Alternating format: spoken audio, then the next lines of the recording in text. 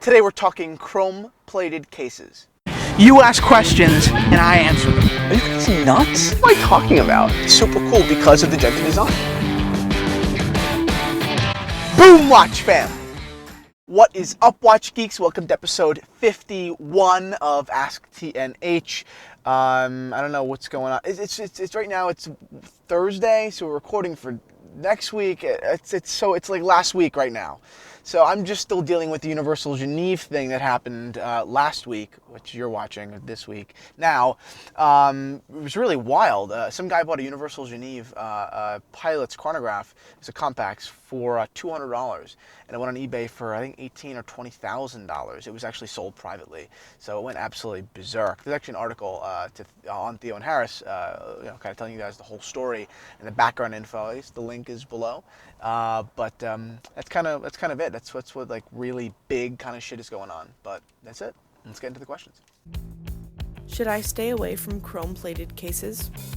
In short, no. I would not stay strictly away from chrome-plated cases.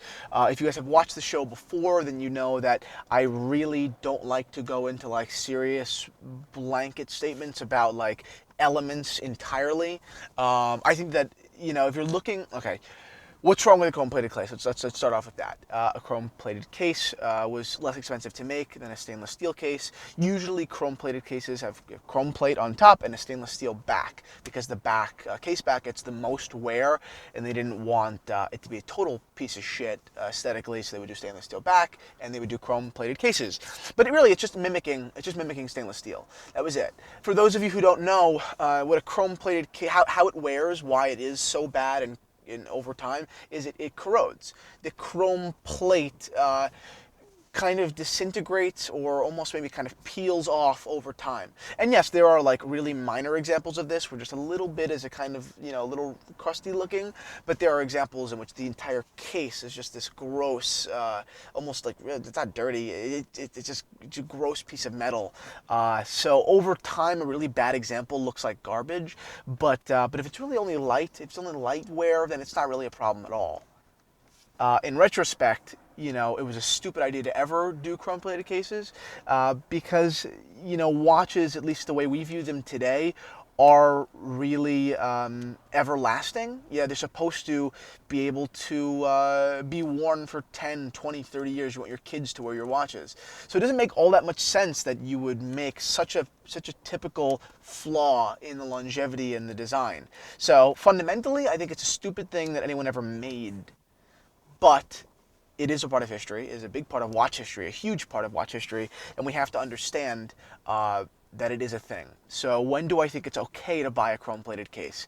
I would say two circumstances. One, when the watch is relatively inexpensive, when you're talking about, a $800 watch or, anywhere from $800 and below, if it is an interesting watch. I would not buy an uninteresting dial with a chrome-plated case, because now you just have a, bag of shit, but you can buy a chrome-plated case if the dial does make up for it, right? We actually had a Croton that was listed on Theo Harris for a couple of months, a couple of weeks ago it sold. To pull up a photo of this Croton, it was gorgeous. Gilt dial, really one of the most amazing dials on a chronograph, especially under $1,000 I've seen. And the case was chrome-plated. And it wasn't perfect, it definitely was worn, but I still viewed it as a great watch to own. I wore it quite frequently, and it was definitely a value prop.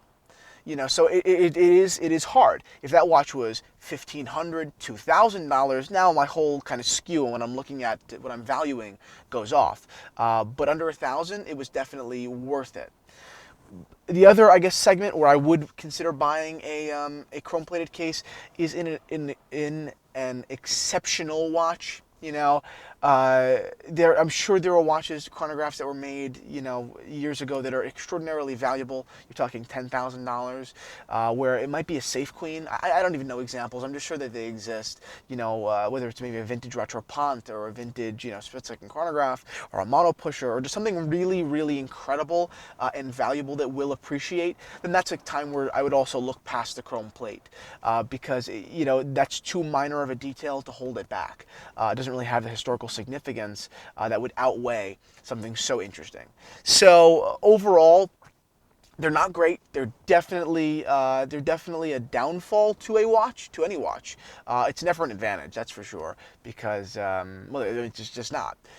But there are definitely times where you should overlook the chrome plate and really focus on the external, well, not the external value, the other valuable valuable variables. You know, so that's basically it. Don't look so close in. Open up your scope and really look at what you're buying holistically. Thank you guys for watching episode 51 of Ask TNH. If you didn't see last week's episode on the Thursday, we talked about the Baumer C8 Capeland, talking about chronographs and things like that and value. It's really interesting watch. I'm not going to get too into it now, but check it out. It was a pretty cool video. Subscribe below. Follow us on Snapchat if you don't already. And if you do already, follow us a second time. Not that that's a possibility, but whatever. Speak to you guys, not speak to you guys. See you soon. I won't see you either.